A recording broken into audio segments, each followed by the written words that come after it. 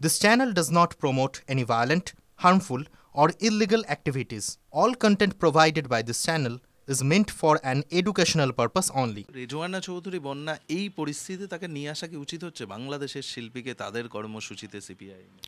দেখুন, রেজওয়ানা চৌধুরী আসতেই পারেন এখানে, কিন্তু বন্যা আসবে না। যে খরা চলছে সিপিএমে সে খরাই থাকবে, খবরদার বন্যা চলবে না। ঠিক আছে, তিনি জানেন, তিনি হয়তো আসেন, তিনি হয়তো মোহাম্মদ সেলিমের ওই পোস্টটা পড়েছিলেন যে ভার্ডিক্ট মিলেছে বাবরি মসজিদ দিয়ে। দেখুন, হুমায়ুন কবিরও বলছে বাবরি মসজিদ বানাবো, মোহাম্মদ সেলিমও তাই বলছেন।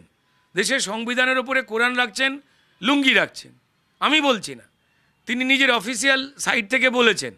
সুজন চক্রবর্তীরা হয়তো বাড়িতে লুকিয়ে রাখা পৈতে নিয়ে খুব আতঙ্কিত হয়ে রয়েছেন। হ্যাঁ, ভালো মানুষ তো, তারা লুকিয়ে রাখেন। তো এখানে একটা কঠিন পরিবেশ চলছে। কি ইস্যু খুঁজবে? বিজেপিকে আর খারাপ বলা যাচ্ছে না। প্রান্তিক মানুষের কাছে আবাসের ঘর পৌঁছচ্ছে হিন্দু মুসলমান না দেখে, জব কার্ড পৌঁছচ্ছে। তৃণমূল চুরি করেছে এটা ভাববেন না, এই রাজ্য নয়, এই রাজ্যে তো এটাই পরম্পরা, না গেলে চুরি হবেই। তৃণমূল জামা কাপড় চুরি করে, প্রচুর তৃণমূলের নেতা নাকি জ্যাকেট পরতে পারছেন না।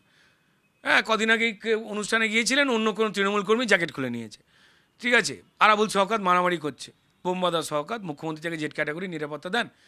তো এখানে একটা অবস্থার মধ্যে তারা শুধুমাত্র বেঁচে রয়েছেন।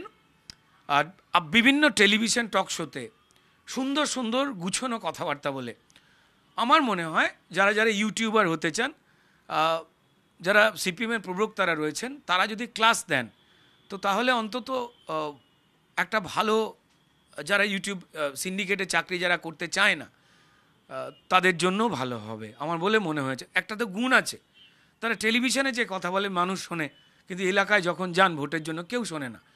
বড় বড় তাদের বিপ্লবী রয়েছেন, আমার বন্ধু হয় তারা, তো তারা নিজেদের এলাকাতেই জামানত বাজেয়াপ্ত হয়।